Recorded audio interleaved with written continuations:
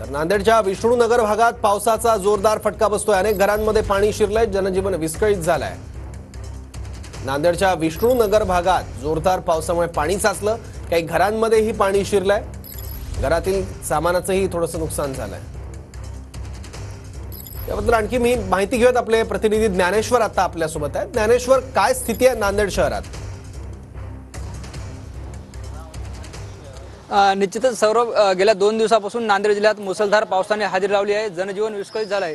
हजारो हेक्टरवरची जे आहे ते शेतजमीन खरडून गेली आहे। आता मी नांदेड शहरातील विष्णुनगर भागात आहे। आपण जर बघितलं तर हा भाग थोडा सकल असतो आणि या भागात जे आहे ते मोठ्या प्रमाणात पाणी साचलंय। गेल्या 2 दिवसापासून या भागातलं असं चित्र आपल्याला या ठिकाणी पाहायला मिळतं। नांदेड शहरातील विष्णुनगर असेल, गोकुळनगर असेल, हमालपुरा असेल, त्याचबरोबर जे ते सांगवी परिसर असेल, या आदी भागात जे आहे ते मोठ्या प्रमाणात पाणी जे आहे ते साचलेलं आहे। आपण या ठिकाणी बघतोय ते विदारक चित्र या ठिकाणी बघतोय। एक वयोवृद्ध आजी दिसते, यांच्या घरात जे आहे ते पूर्णपणे पाणी साचलंय। अगदी रात्रभर त्यांनी जे आहे ते बाहेर लोकांच्या घरात आसरा घेतला होता आणि पुन्हा ते आता घरात आलेत। अशाच प्रकारची परिस्थिती जी आहे ते नांदेड शहरातील अनेक भागात पाहायला मिळते। प्रशासनाच्या वतीनं सतर्कतेचा इशारा देण्यात आला होता, मात्र अद्यापही जे आहे ते या लोकांचं पुनर्वसन झालं नाही। या लोकांना जे आहे ते अधिकारी, कर्मचारी, महसूलचे असतील, महानगरपालिका असतील, कुणीही भेटायला आले नाही, अशी माहिती आपल्याला मिळते। एकंदरीत जर बघितलं तर आता पावसाने थोडी विश्रांती दिल्यामुळे जे ते या ठिकाणाचं पाणी कमी झाले, मात्र पावसाचा जोर कायम आहे, असं जे आहे ते हवामान खात्याने सांगितलंय। नांदेड जिल्ह्यात जे आहे ते रेड अलर्ट देण्यात आला आहे, त्यामुळे जे आहे ते अजूनही नागरिकांना धोका आहे।